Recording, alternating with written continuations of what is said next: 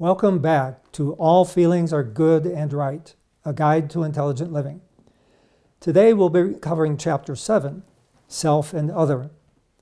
30 years ago, a woman who had been working with me came in for a session and said, "Can I ask you a question?"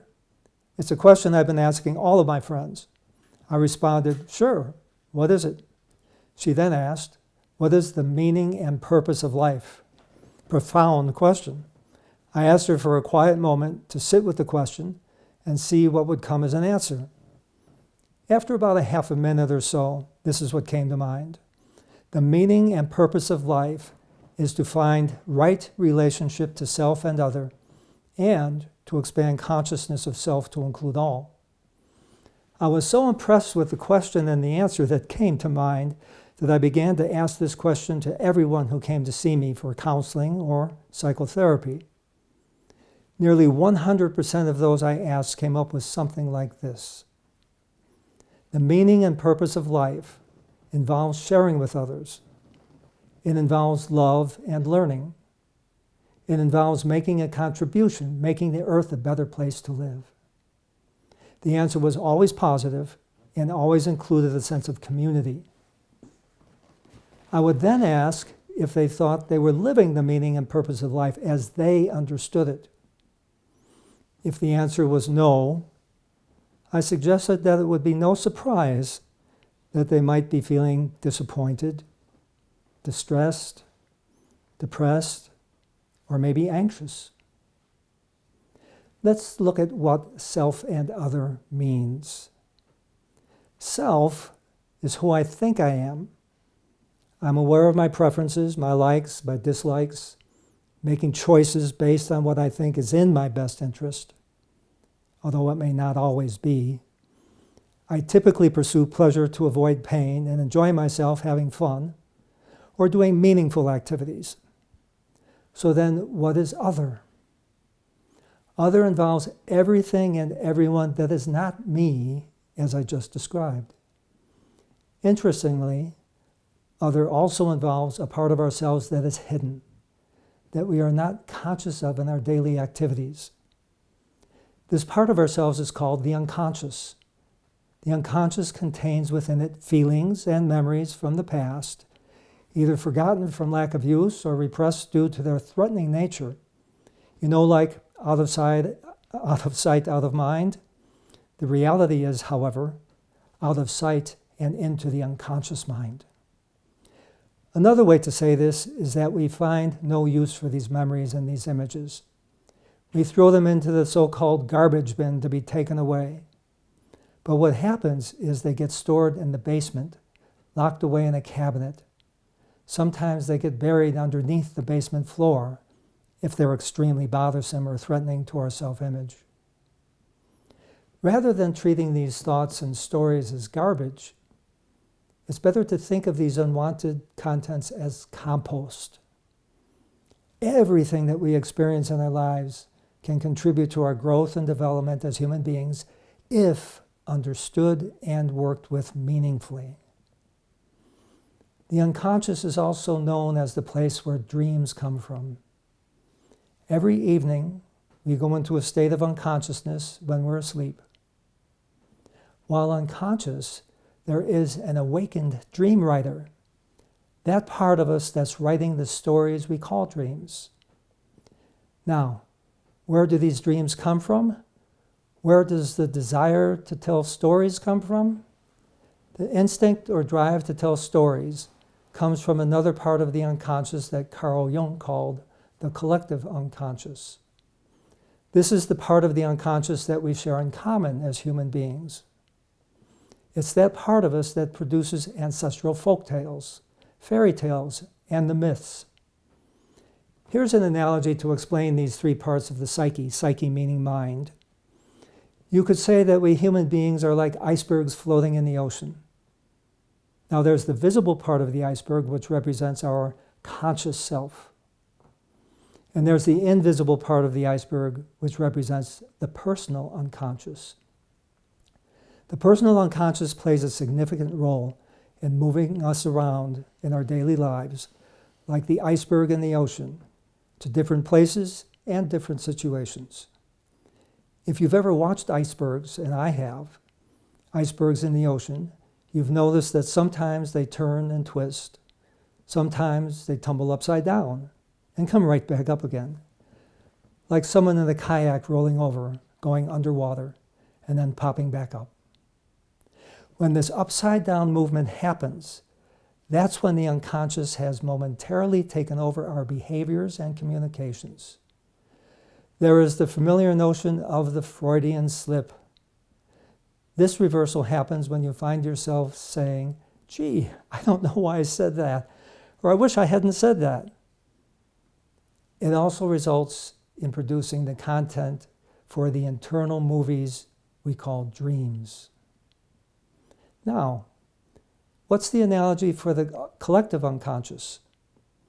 Well, this could be the ocean that the icebergs float in. All of the icebergs are buoyed up by the ocean and are affected by the ocean current as well as the ocean temperature. The ocean supports the icebergs and propels their movement. Now, the foundation of the human psyche is the collective unconscious. The collective unconscious is populated by what Carl Jung called archetypes. Archetypes are energy potentials that creatively express in particular ways, especially involving relationship.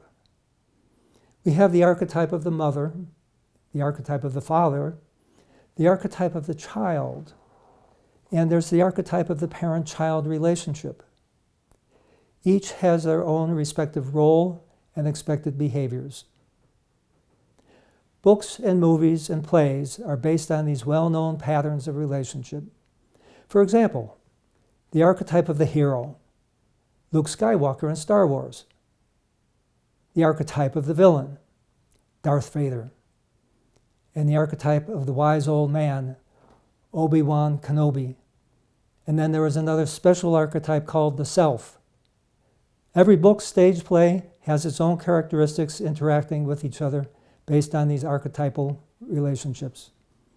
Or simply put, basic patterns of life and living that we are all familiar with and engage in. As Shakespeare wrote, all the world's a stage and all the men and women merely players. They have their exits and their entrances, and one man in his time plays many parts, his acts being 7 ages. We mistakenly think that we are individuals, separate from and independent of each other. The reality is, we are all part of a theatrical troupe of actors in this world, on this planet, planet Earth. We sometimes change roles and even sometimes change the troops. For example, grammar school, high school, college, work, family, friends, church, and other organizations would be considered different troops, inviting different stories and giving us new opportunities and new ways of participating and interacting. So the right relationship to self and other includes who I think myself to be, my conscious ideas about myself, and those parts of me that exist in the state of unconsciousness, whether it's the personal unconscious or the collective unconscious. Other also refers to other people. Other refers to other beings, like our animal friends, our dogs and cats that live with us, the birds that fly in the air, and the animals that live in nature. It also includes the rocks and the minerals. In other words, our living environment.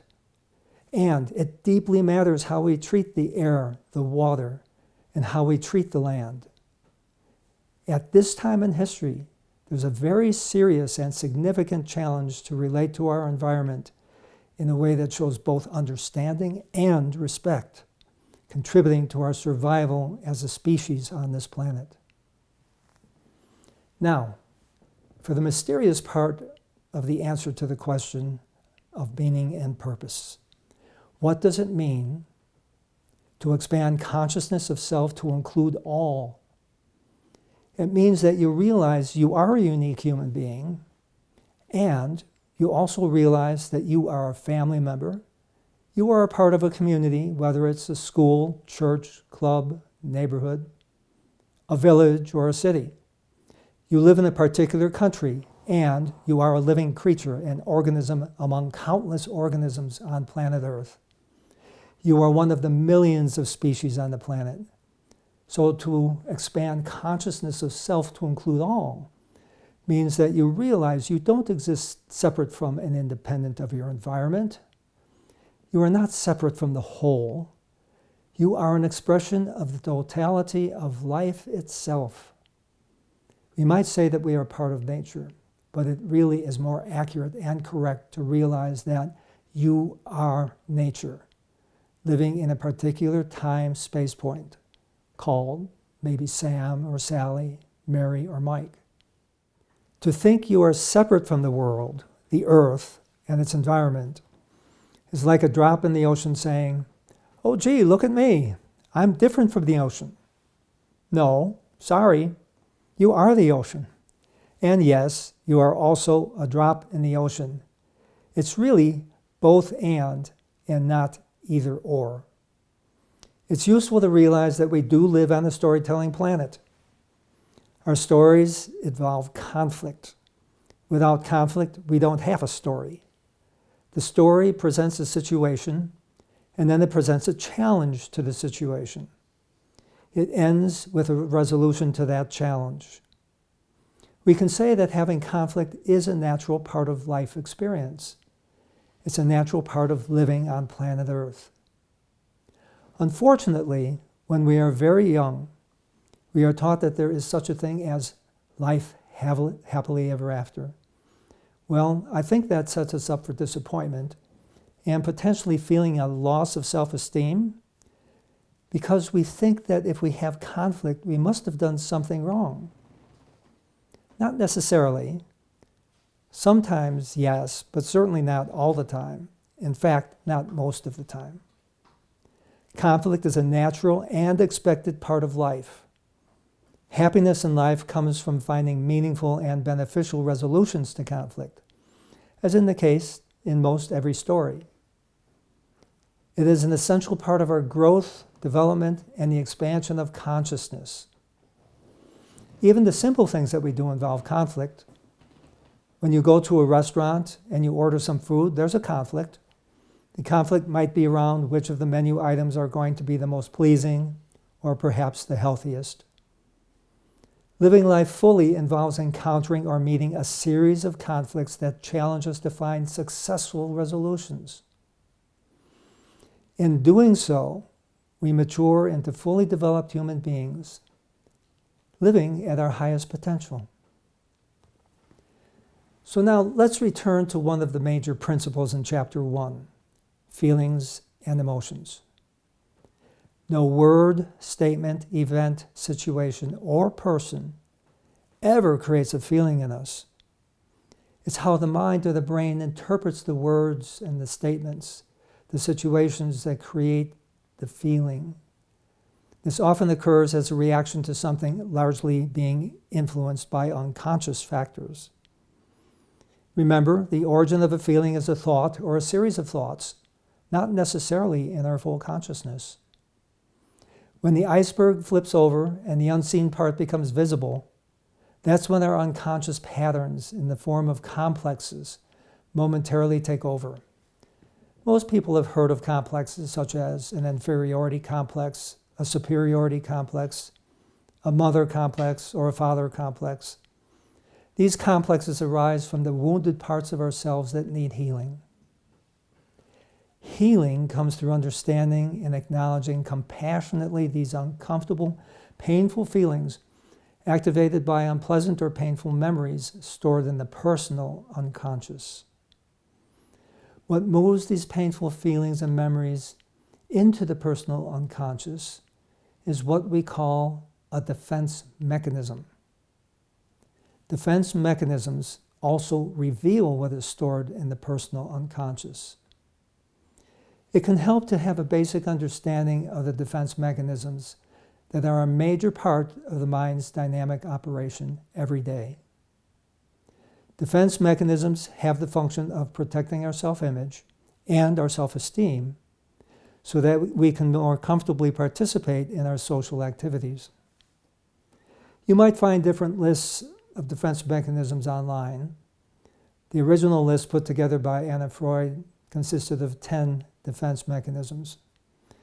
Over time, other lists have developed and go as high as 30 defense mechanisms. There are a few defense mechanisms that are very useful to be familiar with, as they can often occur and be recognized in our everyday interactions with others. A few of these are sublimation, repression, suppression, splitting, denial, projection, intellectualizing, rationalizing, isolation. When you watch the news covering political activities, you will observe denial, splitting, and projection as the main defense mechanisms. Unrecognized, they get in the way of resolution of conflict and unfortunately do sustain conflict. An understanding of the defense mechanisms which occur automatically, and for the most part unconsciously, helps us to identify thoughts and stories arguing with reality, so that we can bring in our editor and make the corrections needed to restore balance and harmony. When we see others utilizing these defense mechanisms, it can help us to be more tolerant and understanding due to recognizing their unconsciousness as opposed to being intolerant and blaming as though they are fully conscious and aware of what they are saying and doing. This is in keeping with an ancient and very famous quote, "Father, forgive them, for they know not what they do." Joining me now is Raman Kaur, a friend and fellow therapist. We'll be discussing a variety of situations involving distressing feelings, the operation of defense mechanisms, and how to address these using the principles described in the first 6 chapters. We will show how working with our editor function increases objectivity, leading to clarity and understanding. This brings about resolution of both internal as well as interpersonal conflict, maximizing the likelihood of living life with more confidence and a greater sense of joy.